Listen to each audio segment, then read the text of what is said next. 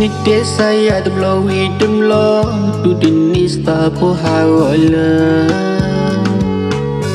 Nite lu sepai ko banda dolama Niti wale khaka Nikle puya ni ko anot Mindi ni ko ni da Loi the crawler na bano Learn about the later the lima Why do grow na le muno Lisu hakilerino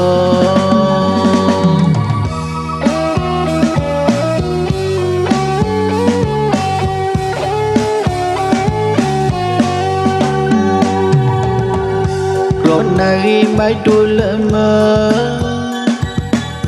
Long wili lên khui cái sáng mặt palama En ai khu mai tu mai ko Nước tu ni te sa ya tum lo we the blow Focus tu bah ku tu tum lo we the blow Nari mai tu lama Long wili lên khui cái sáng mặt palama Nari mai tu le du ko klai lên ba sa lên mu no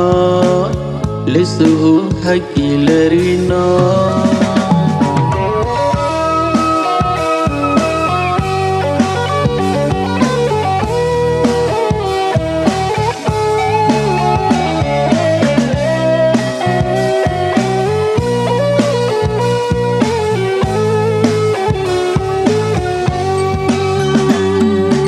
Nite saya deblo hitam lo tu dinista po hawala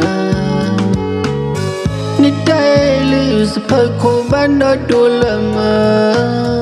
Niti wale khaka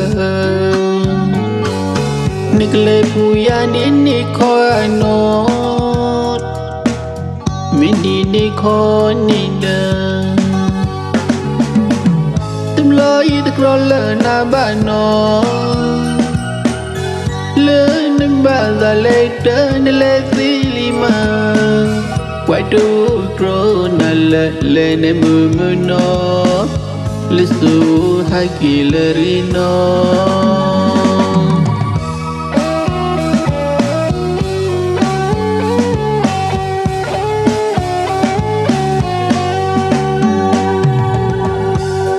Nari mai tu lama Long wili lên khui cái sáng mặt palama En ai khu mai tu mai ko Nước tu ni te sa ya tum lo we the blow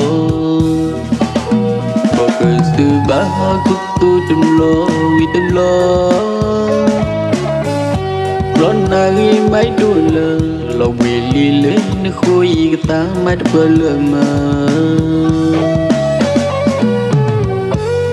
Nari mai tu le du ko klai lên ba sa lên mu no le su hakilerino Le su hakilerino